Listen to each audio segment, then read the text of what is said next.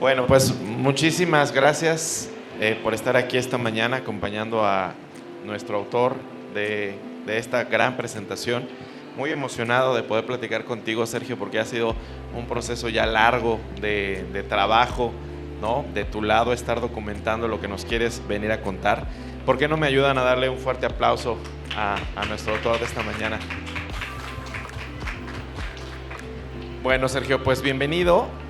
Lo primero que te quisiera preguntar es, ya después de tanto trabajo que pues tuviste a bien emprender, porque además de escritor de un libro tan interesante, tienes muchas otras actividades profesionales. Hoy te estás graduando en la Feria Internacional del Libro más importante del mundo con esta obra que nos traes a conversar. ¿Qué se siente después de tanto trabajo venir a la FIL, a la Feria Internacional del Libro de Guadalajara, y presentar esta primera obra, Evolution of Nations? Pues primero que todo, muchas gracias a ti y a todo el equipo de Basic Books, porque han sido parteros importantes en este proceso de dar a luz a este niño o a esta niña o a lo que sea, ¿no? Ya es niña hoy en día. Entonces, en ese sentido, pues es esa satisfacción, ¿no? El tener pues un hijo que ya tome forma después de que estuvo en la mente, ¿no? El que sea el producto de la imaginación y el plasmarlo en palabras, pues es algo, una experiencia sin duda muy valiosa, sobre todo porque, como bien dices, pues el esfuerzo que está detrás de esto tiene que ver con tu deseo de comunicar a otros, parte de la red.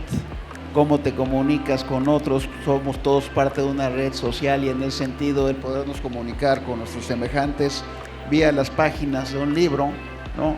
hacia la posteridad también, ¿no? Con gente en distintos lugares, también por eso la idea de escribirlo en inglés, porque hoy en día es la lengua franca. En ese sentido, muy satisfactorio de que el mensaje ya está en la botella y la botella ya está flotando en el océano. Ya está flotando en el océano. Esta botella y este libro tienen una gran misión que cumplir, y seguramente llegarán al puerto en donde alguien pues va a absorber el conocimiento de lo que nos compartes. Y quisiera apalancarme entonces con esa idea, pues para poderte preguntar, ¿para quién está escrito este libro, Sergio? ¿Quién debería de ser el lector de este libro? El lector son los CEOs de las empresas, del Standard & Poor's, el lector es un estudiante de economía, el lector es las personas del gobierno que tienen que ver con las decisiones económicas o los gobiernos. ¿Quién deberíamos y por qué razón acercarnos a Evolution of Nations? Buena pregunta. A ver, yo pienso que debe de ser el público curioso sobre el mundo en el que vivimos y el tratar de entender la realidad en la que nos movemos. Sí es un público que debe de ser educado, no un especialista. El libro no tiene ninguna ecuación, no los quiero espantar. Creo que son 4 o 5 láminas, no más de eso. Es puro rollo, como se dice hoy en día. Pero obviamente sí tiene elementos que descansan en economía, que descansan en distintas ciencias. En ese sentido, pues yo creo que la mejor definición sería esa: un público educado y curioso por tratar de entender distintas visiones de la realidad. Pueden ser efectivamente empresarios, pueden ser también estudiantes. Yo creo que un público joven es particularmente atractivo desde mi punto de vista, porque si esto lo que logra es incitar la curiosidad y que alguien construya un poquito sobre las ideas que están acá, con mejores capacidades, con mayor talento que el de un servidor, yo creo que en ese sentido cumpliría su propósito. Me encanta eso, porque sí creo que el libro, cuando pensamos en conceptos tan sofisticados como economía, evidentemente te llevan a ponerle una etiqueta al economista, y creemos que el economista pues es este iluminado que algo sabe que nosotros no sabemos, y pareciera que su trabajo pues no lo vamos a entender. No es el caso de Evolution of Nations. Es un libro que está bastante bien documentado, bastante bien escrito, como para que todos podamos entender el contexto de lo que sucede en nuestro país, en el mundo actual, y cómo es que hemos llegado hasta aquí. Y quisiera entonces a abocarme a la idea del título Evolution of Nations. Por ahí hay una teoría económica que viene desde Adam Smith, ¿no? Y pues muchas fuentes económicas, gobiernos incluso siguen por ese camino, y hay antagónicos que están en contra de las ideas de Adam Smith. ¿De dónde viene el título de Evolution of Nations? Yo creo que es muy buena pregunta, y déjame nada, me regreso un poquito, porque yo creo que cuando tú me decías, Alex, oye, me gusta, le entiendo, se me hace divertido, eso yo creo que fue la mejor porra que me pudieron haber echado, y eso yo creo que fue muy importante con el resto de tu equipo, pues para decir, oye, creo que sí me estoy dando a entender, espero que sea el juicio de quienes tengan la oportunidad, me den la oportunidad de leer este libro. El título lo pensé mucho porque en cierta manera es darle patadas al pesebre, ¿no? El libro básico de la ciencia económica de Adam Smith se llama Riqueza de las Naciones, The Wealth of Nations. Y en ese sentido, el titular Evolution of Nations a un libro, pues obviamente lleva a pensar, bueno, ¿y este amigo qué se cree que va a escribir o reescribir la Biblia? Y en ese sentido es un poquito en broma, ¿no? No quiero que suene como que estamos hablando de un libro que va a cambiar la historia de la ciencia económica, sino más bien de un libro que narra, que desde el punto de vista de un servidor, son cambios que empiezan a tomar forma en la ciencia económica. Adam Smith hablaba de que la riqueza de las naciones tiene que ver con la colaboración de todos los miembros de la sociedad. En la parte económica tiene otro libro en donde habla de los aspectos morales filosóficos, la teoría del sentimiento moral, pero en la riqueza de las naciones lo que nos dice es cómo cada quien, persiguiendo tu propio interés, lo que tienes en el conjunto opera en beneficio de todos si somos capaces de crear crecimiento. Ahora, esa idea, y no los quiero aburrir, a lo largo de los siguientes 200 años se fue acercando cada vez más a la física, en el sentido de que los economistas empezamos a pensar en términos mecánicos, ¿no? Un poquito física newtoniana, ¿no? En donde tú optimizas, llegas a un equilibrio óptimo y ahí todo el mundo somos felices. Y aquí la idea es que más bien lo que tenemos que pensar en el sistema económico, no como un sistema mecánico, sino como un sistema orgánico, ¿no? En donde efectivamente cada uno de los individuos, cada uno de nosotros que participamos en lo económico, estamos haciendo el equivalente de lo evolutivo en el sentido de mutación, herencia y difusión, ¿no? Buscamos una mejor práctica, si esa funcione, nos vamos por ahí, a lo mejor buscamos ese otro camino y ese no funciona y se cancela. Un poquito lo que está ocurriendo con inteligencia artificial hoy en día.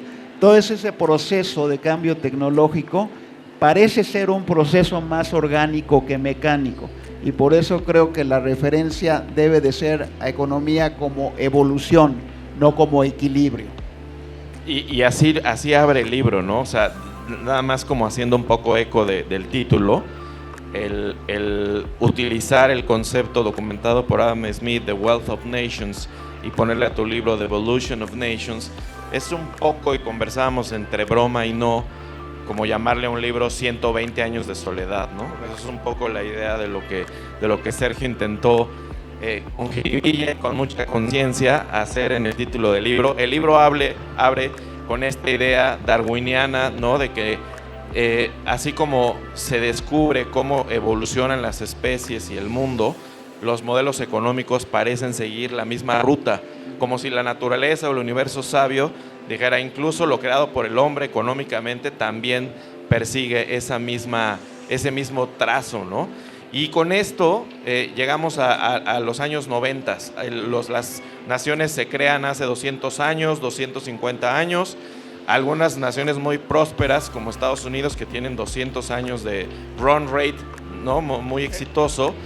Llegamos a un mundo como muy optimista al cerrar el siglo en la década de los 90, de casi ya llegamos a nuestro punto más alto en la evolución, y sin embargo somos sorprendidos con eventos que no consideramos en el nuevo milenio. Pero ¿por qué no platicamos un poquito de ese a lo mejor efímero consecución, ¿no?, de victoria del mundo en la década de los 90. Sí, claro que sí, como que narro o me refiero a las 3 décadas de los 90, los 2000 y los 2010, y me meto mucho en el tema de redes, ¿no? El concepto de redes cada vez más lo utilizamos para más cosas, y en ese sentido podemos pensar en redes comerciales, en redes de inversión, en redes de trabajo, como redes cada vez más densas y mayor conectividad. Todos estamos más conectados en el planeta. Eso es la globalización. Y en un momento dado pensamos que la globalización, esa conectividad material, iba a llevar al punto en donde el Estado-nación deja de ser relevante. Y lo que creo que hemos visto en el último par de décadas es un poquito el retorno de esta idea del fin de la historia, ¿no? De que la ideología ya no es relevante, de que la nación ya no es relevante, como que ha habido una revuelta contra esa idea. Mucha gente la llama neoliberalismo, a mí no me gusta el concepto, pero sobre todo la idea de la globalización impuesta desde arriba, ¿no? Y creo que lo que hemos visto después con esa intensificación de redes en los 2000 y en los 2010, en donde aparece una nueva forma de conectividad, la conectividad virtual, el internet, las redes sociales, etcétera, etcétera, es que a final de cuentas no vimos el fin de la historia, sino a lo mejor una añoranza por tiempos que eran mejores, ¿no? El pasado era mejor, Make America Great Again, y eso abre la mano a regímenes populistas en todo el planeta, ¿no? Que creo que tiene que ver con esa reacción ante lo que parecería como una realidad impuesta desde arriba. Yo creo que en todo caso lo que destaca y lo que hablo un poco en el libro es que a lo largo de ese tiempo también ocurren en el lado de la teoría el desarrollo de muchas ideas en la economía, en la ciencia económica y en muchas otras ciencias, antropología, ciencias de la complejidad, que nos empiezan a ayudar a tener una interpretación distinta de cómo funciona lo económico. Y dentro de eso, y ese es un mensaje muy importante del libro, descentralización de decisiones en lo político, en lo económico, es decir, democracias liberales de mercado es la mejor manera que conocemos hasta hoy en día de generar prosperidad. No suena como un mensaje muy popular en estos tiempos, ¿no?, de nacionalismos, de autocracias, pero creo que es cuando tenemos que inclinarnos contra el viento y empujar la idea de que la libertad individual y la capacidad de decidir son importantes para explicar la riqueza de las naciones. Exacto.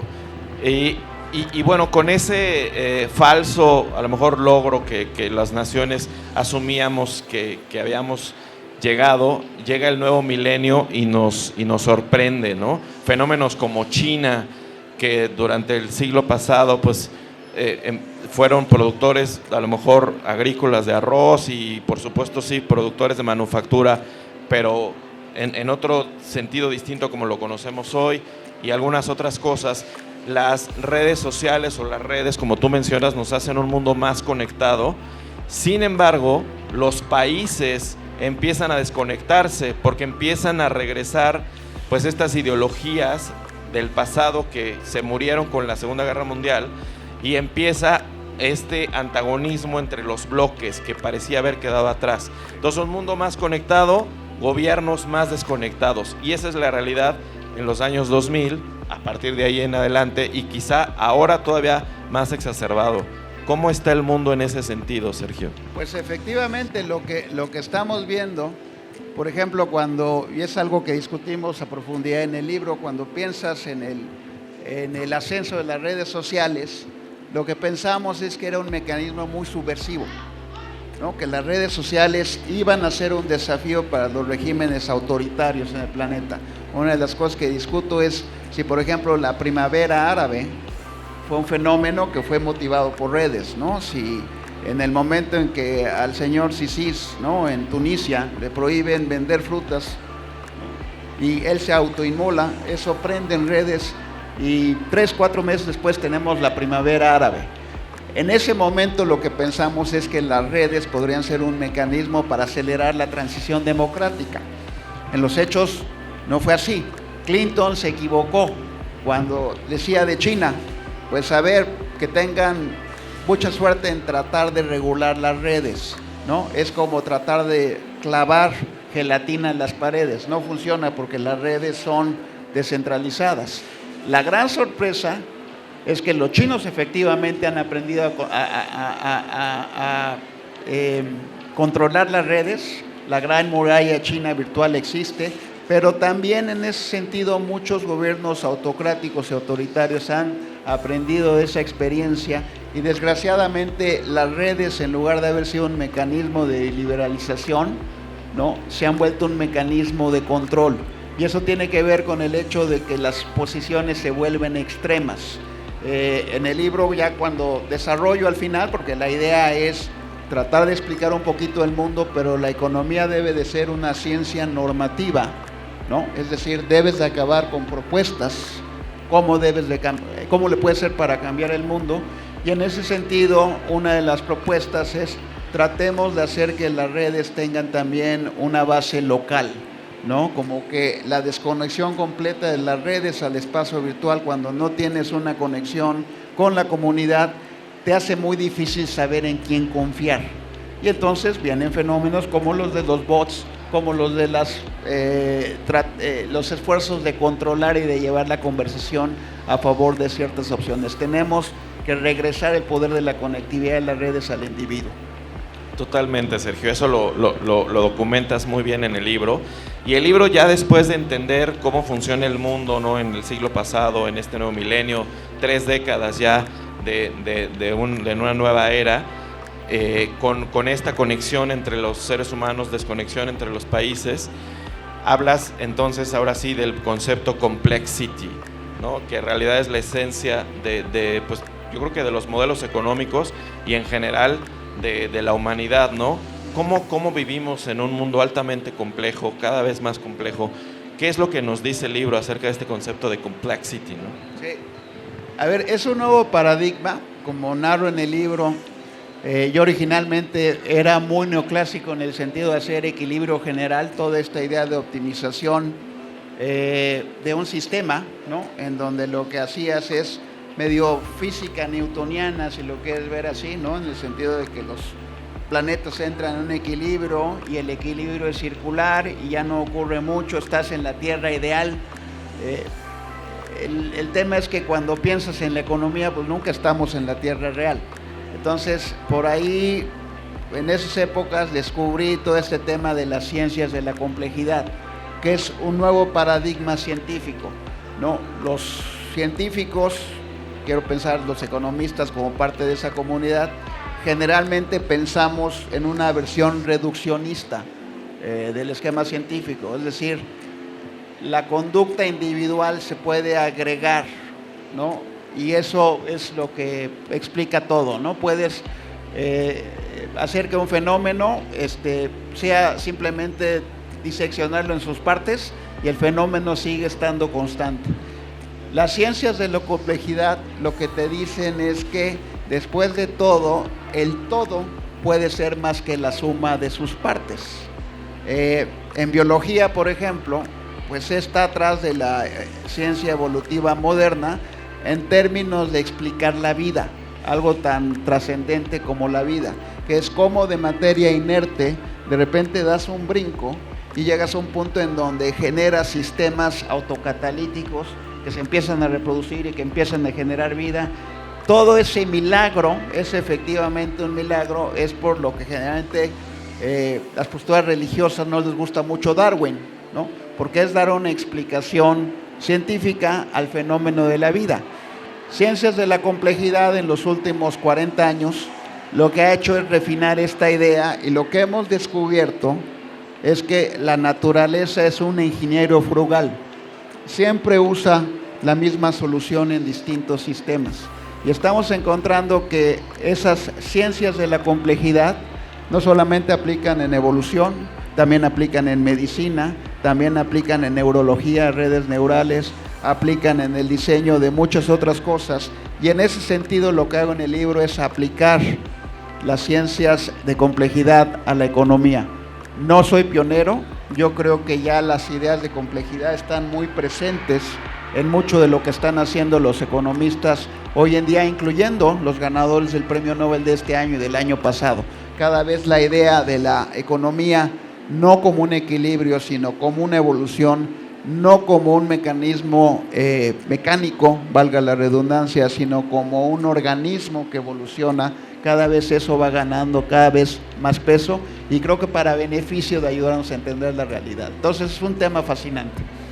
No, y así lo demuestras en el libro, Sergio, además que pues te acompañamos durante el proceso de la escritura, pues nos resaltabas esa pasión por los temas económicos. Decía al inicio de la charla que pues no sé si alguno aquí es economista, yo no lo soy, y cuando hablamos de economía, de economistas, insisto, parecen estos seres iluminados lejanos de nosotros, que algo sabrán que nosotros no sabemos, porque la realidad de la microeconomía es muy distinta, y también lo dices aquí, de lo que sucede en los fenómenos macroeconómicos. Yo lo que te pediría, Sergio, para ir cerrando esta entrevista es, si pudieras dejarnos un solo mensaje que deberíamos de quedarnos con él en el libro, ¿cuál sería ese mensaje para todos aquellos, especialmente pues personas de a pie que no estudiamos teorías económicas? ¿Qué podríamos quedarnos de tu libro para entender más nuestro mundo, nuestro país, el mundo en el que vivimos, en el que van a vivir nuestros hijos? La riqueza de las naciones viene de la libertad, y la libertad se define por conectividad, ¿no? Ahí en algunos de los personajes que invento en el libro, para hacerlo más ameno, hablaba de que una chica, una adolescente en la sierra de Oaxaca, o aquí no muy lejos, a 100 kilómetros de Guadalajara, puede tener menor conectividad que la que podemos tener tú y yo. Es decir, acceso a gente, acceso a estudios, acceso a internet, acceso a trabajo, etcétera, etcétera. Si logramos un aumento en la conectividad, vamos a ser individuos con mayor capacidad de decisión, y eso nos beneficia a todos, porque lo que implica es que hacemos un sistema más diverso. Y entre más exploradores estemos buscando soluciones a los problemas, más factibles que las encontremos. Entonces el mensaje final de cuentas es que a pesar de todos los temas y los problemas que vemos día a día en el mundo, creo que estamos en un punto en donde por una transición demográfica, por una transición energética, hay que ser optimistas, y el mensaje central es mayor conectividad del individuo, mayor libertad, más posibilidades de desarrollo y de crecimiento. Muchas gracias, Sergio. Pues un economista, ¿no?, que ha estado en consejos de administración y habla de muchas cosas, ahora tiene un puesto muy importante en su vida profesional. Solo me restaría preguntarte, ¿qué sigue para ti? Empieza este camino de tu libro, dicen por ahí, tiene un hijo, siembra un árbol, escribe un libro, pero nadie te dice, alimenta a ese hijo, riega ese árbol, y pues ponte a vender el libro, ¿no? ¿Qué sigue para un economista como tú, que de por sí ya tiene muchas responsabilidades, ahora con un proyecto nuevo con su libro? ¿Qué viene para Evolution of Nations?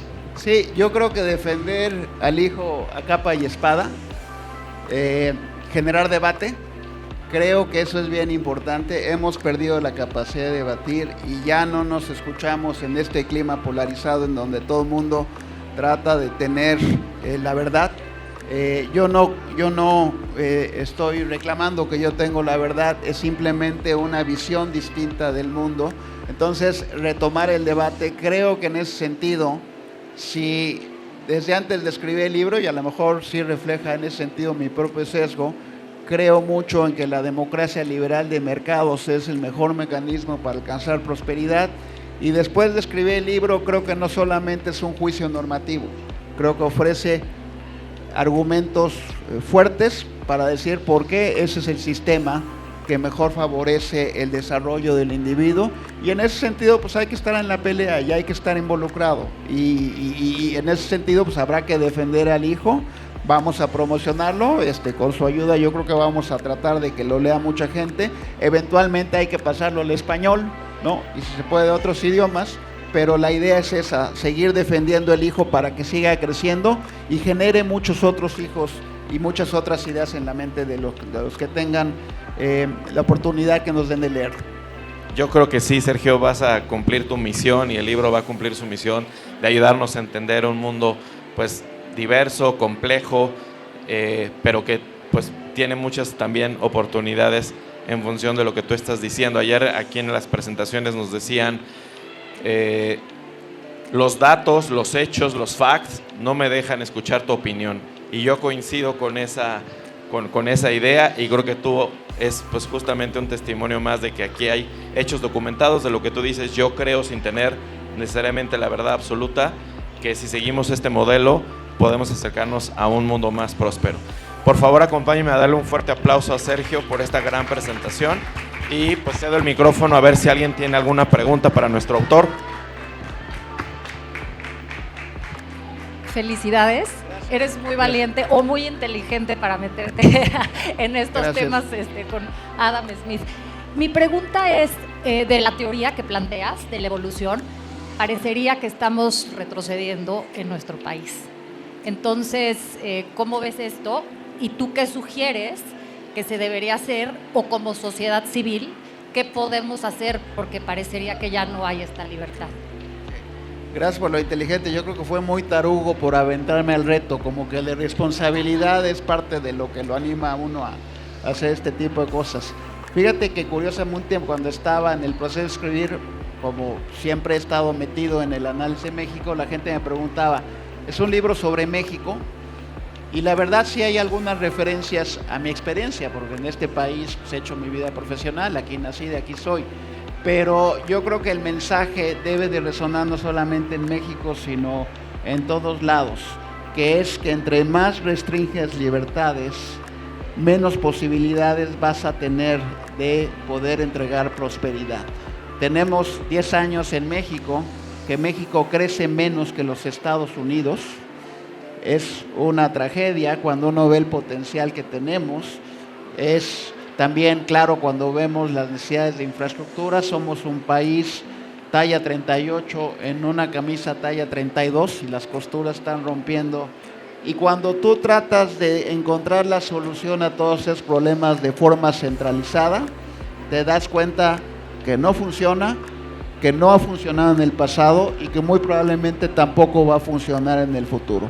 Tienes que dejar liberalizar las decisiones económicas, pero eso también implica liberalizar las decisiones políticas.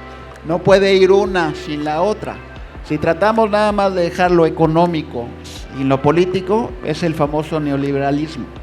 Tenemos que dejar que las decisiones vengan de abajo hacia arriba, y en ese sentido sí creo que tenemos como sociedad civil un papel muy importante a cuidar, ¿no? Sobre todo pensando que para los que son más viejos como un servidor, pues a lo mejor nos acordamos cómo funcionaba el sistema antes, y el hecho de que estemos en una restauración autoritaria nos debe de preocupar.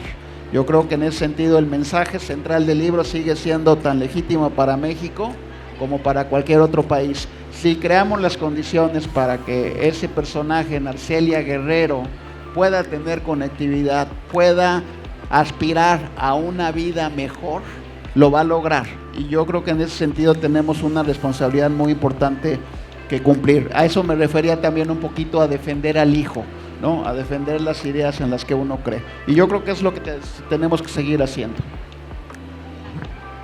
Sergio, bienvenido y muchas gracias. En lo personal no creo en la distribución de la riqueza, no comulgo tampoco con modelos de producción, sobre todo el marxista. Y me llama la atención que en esta conectividad busques publicar un título cuyo idioma es inglés, que me queda claro que es para rebasar barreras y que algo que hable de manera global pues tenga esa intención. Creo también que una de las barreras principales de la educación en México pudiera ser el idioma. Entonces esperamos que nuevamente nos elijas como casa editorial para acertar en esa traducción y llegar a más personas que definitivamente requieren de mucha cultura económica, de una mejor relación con sus finanzas. Te felicito por este título. Sé que tienes muchos años dándole vueltas en tu cabeza al acomodo de las ideas, y ojalá que llegue a más países Me sorprendió en la última oportunidad que tuve de viajar a Berlín cuánta gente habla español. Y eso me invita a que se acelere el proceso de tener títulos en español, porque vemos una comunidad que está hambrienta de información y que pronto llegue ese libro a más manos, a jóvenes visionarios que como tú tienen ese ideal de crecimiento y sobre todo de riqueza, ¿no? A nivel personal y colectivo, por supuesto, pero más que una pregunta es una felicitación. Sé que no es fácil llegar y plantarte en un escenario de profesionistas y sobre todo con el nivel de carrera que tienes, sobre todo vencer un poco esta cuestión del síndrome del impostor, pero pues aquí me queda claro que eres un experto, te felicito y pues bienvenido a la Feria Internacional del Libro. No, muchas gracias. Sí, bueno, es parte de la idea, ¿no? Que al final de cuentas también tengamos ediciones en español. Nada más, yo creo que, y esto que decías de Berlín, me recuerda un tema también que tiene que ver con un mensaje muy importante del libro. A ver, estamos tan avanzados en el cambio tecnológico hoy en día que la siguiente gran idea no lo va a poder producir una persona, no, ya rebasa nuestras capacidades de genialidad, ¿no? Ciro Peraloca, así que se le prendía el foquito, se le ocurría la idea, ya no funciona. Las ideas y la innovación tecnológica es un proceso colectivo. Y lo que estamos viendo en esta feria es el intercambio, es otra red, es conectividad de memes que están intercambiando ideas. Decía un autor, las ideas tienen sexo y se reproducen y hay mutación y de ahí viene todo el cambio tecnológico. Y es en lugares como estos, en la FIL, en las ferias en Berlín, en donde está ocurriendo ese proceso de generación, de engendración de ideas, y eso hay que estimularlo por medio de estos instrumentos o por medio de los instrumentos digitales, pero hay que seguirlo haciendo, ¿no? Ya no podemos depender de nosotros mismos para los siguientes pasos en términos de generación de ideas. Pues muchas felicidades, Sergio.